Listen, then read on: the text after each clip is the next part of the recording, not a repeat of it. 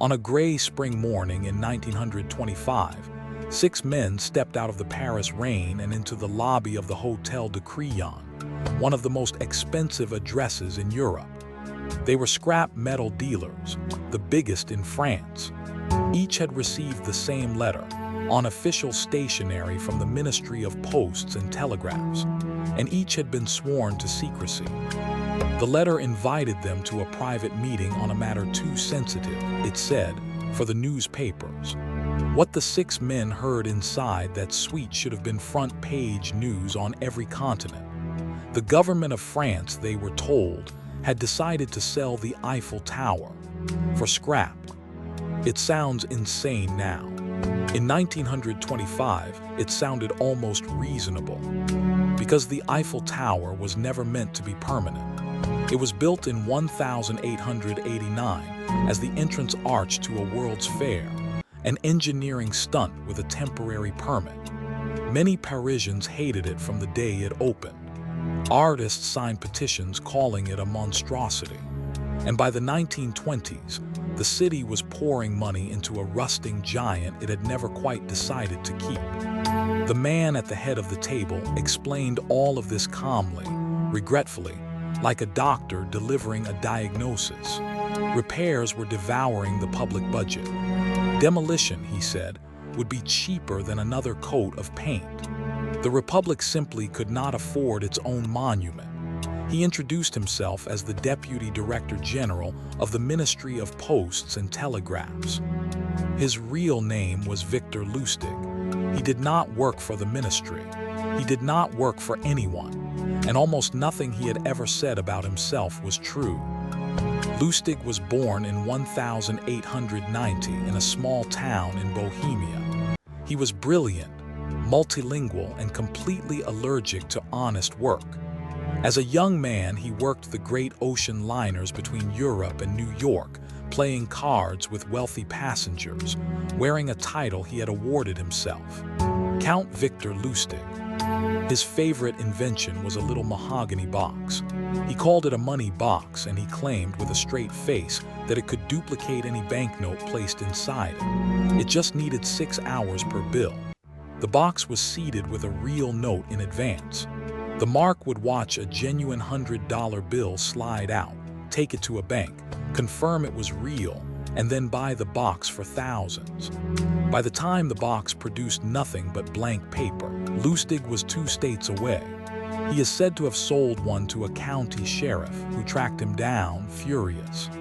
Lustig talked his way out of it, and the story goes that the sheriff left with an apology and a stack of counterfeit bills. So when Lustig read a newspaper article about the Eiffel Tower's maintenance problems, he did not see a story about engineering. He saw the greatest prop in the history of the confidence game, a national symbol, a public embarrassment, and a government too proud to talk about it. All he needed was stationery. The meeting at the Crillon was a masterpiece of stagecraft, forged letterhead, a hired limousine, a guided tour of the tower itself, where Lustig walked 6 hardened businessmen under 7,000 tons of iron, pointing out rust like a man reluctantly selling the family estate. And all the while, he was not really selling the tower. He was studying the buyers. He settled on André P. Wasson, not the richest of the 6, but the hungriest. P. Wasson was a self-made man who desperately wanted to matter in Parisian society, and Lustig read that hunger the way other men read a newspaper. Buying the Eiffel Tower would not just be a contract. It would make P. Wasson the man who dismantled the skyline, and his name would be in every paper in the world. There was one problem: P. Wasson's wife. She found the whole affair strange. Why the secrecy? Why the rushed timeline? Why did a government official hold meetings in a hotel suite instead of a ministry office? Lustig's response to her suspicion is the reason this story is still taught, informally, wherever con men gather. He took P. Wasson aside, lowered his voice, and confessed. Yes, the secrecy was unusual. Yes, the hotel suite was irregular. The truth, he admitted, was embarrassing. He was a civil servant on a civil servant's salary, expected to dress like this, entertain like this, live like this.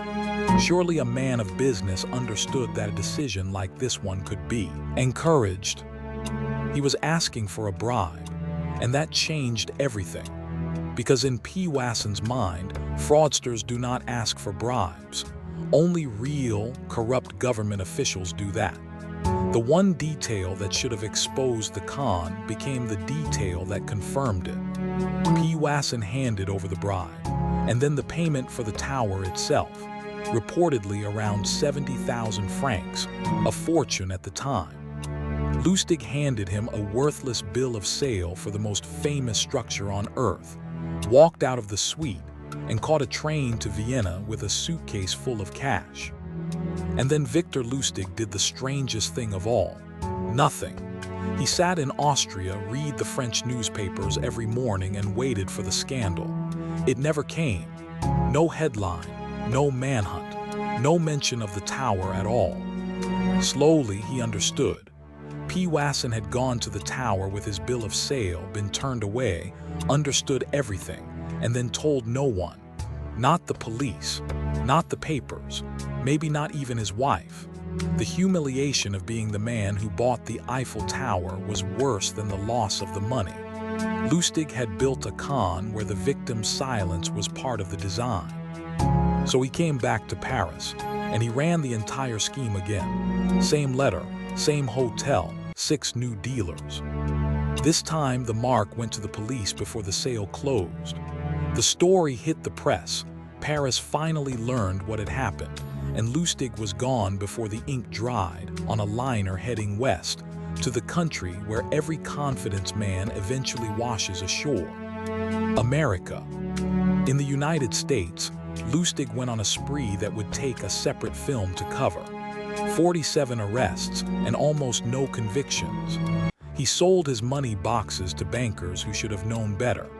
And in Chicago, he pulled off what may be the most dangerous con of his life, on Al Capone. He asked Capone to invest $50,000 in a stock deal. Any other victim Lustig would simply have robbed.